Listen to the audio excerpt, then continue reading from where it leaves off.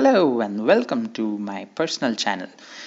Today we are going to build the Chandrayaan 2 mission in KSP. As you can see right now, we are building the rover. Uh, this rover is called the Vikram rover. As you might know about this mission, it wasn't exactly successful. The Vikram lander, during its descent, had crashed onto the surface of the moon, and this was like just during the fine tuning phase of the descent. So anyways, regardless of its semi failure as people call it, we shall be making it the entire mission on KSP and try not to crash it on the moon. So as you can see, we finished designing the rover right there. We tested it on Kerbin to see if it works and if it goes around. Now, so in the Vikram lander, we have a sort of door that opens and becomes a sort of a bridge that lets the rover get down on the moon surface. So that's what you saw me making there.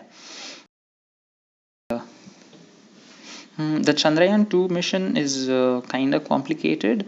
If it's complicated in general, it should be simple in KSP, but it's still complicated in this. So there are three parts of the entire mission. The first is the orbiter, which goes around the moon.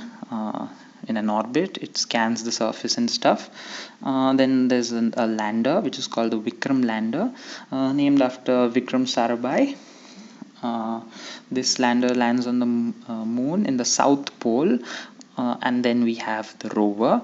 The rover is called okay, I don't know what it's called. Yeah, it's called the Chandrayaan rover, and this rover is very small.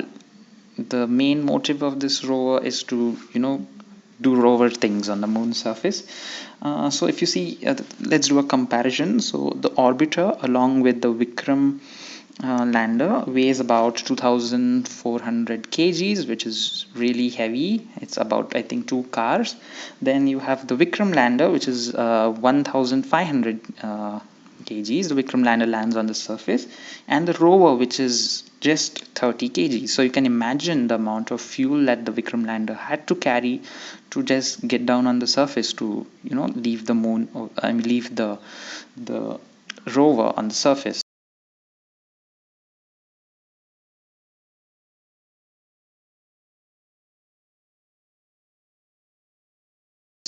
Anyways, we have as you can see, we have finished building the Vikram lander, and we have finished even the orbiter, and now we finished a fairing. And there is the rocket that was used during this mission was the GSLV Mark III. It basically consists of two strap-on rockets, which is a solid state rocket. It has vectoring capabilities. It is said that it has about 4,900 kilonewtons of thrust. After that, once the strap-on rocket is separated, we have the liquid stage, which you shall see. Anyways, if you saw what happened right now, we had some few crashes, and I thought instead of using the solid state rockets, we'll use a liquid stage just for the fun of it. And there you go, Kerbal crash. Anyways, let's talk more about the second stage. The second stage is a liquid stage. So first, the side boosters ignite, just as you can see right now. The solid boosters, they ignite, and then when that separates, you have the center, the core stage igniting. That is the liquid stage. This is called the L110 stage. The strap-on is S200 stage. There you go, it's separated. Something burst over there. I have no idea what broke, but something broke there. And let's try to circularize the orbit, and there you separate. And that engine is the cryogenic engine. There's a long story about the cryogenic engine. There's a lot of politics involved behind it. This is why I tell all science students that they should be political, because it's really important to know how science affects politics. And ISRO almost had made a cryogenic engine, got a cryogenic engine, but then something happened due to which we had some issues, which I won't discuss here. Anyways, this is not a cryogenic engine in the game, but assume it is a cryogenic engine. So now we are doing our lunar insertion, and now just look at the entire payload. It's beautiful. You have the orbiter, which has the main engine for the entire thing, and you have the solar panel and some scanning stuff to scan the surface of the moon. And there is our circularization. Wow, my English is dead.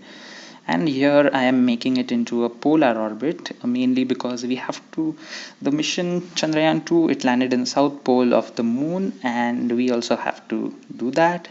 And to land in the south pole of the moon, we need to be in a polar orbit. So that's what we did, and there is a separation of the orbiter and the lander, the Vikram lander, and you can see. Now this is the part which is important, so you have to quick save. I quick save because I think everyone in KSP quick saves their game, because you end up crashing it while landing. And this has a term which is, I think, called the 7 minutes of terror, or some particular minutes of terror, but it's called minutes of terror because you are heading towards the surface of a body and you're basically trying to land on it. Right now I hadn't planned where to go exactly, so I'm just showing off my beauty of the lander right now, how beautiful the lander looks.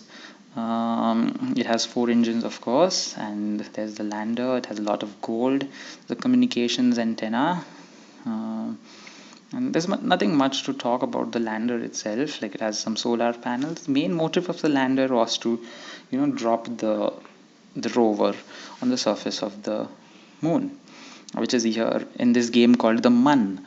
So that's another side note. Anyways, here I'm going to the landing site, and guess what happens? I'm right now at 200 meters per second and very close to the surface, and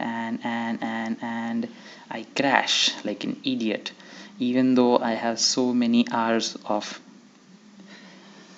gaming KSP. I still end up crashing this stupid thing. I guess Chandrayaan is cursed or something, but anyways, I managed to, since I had saved earlier, now I redo it, and there you go. It's about I'm cruising at about 13 meters per second, and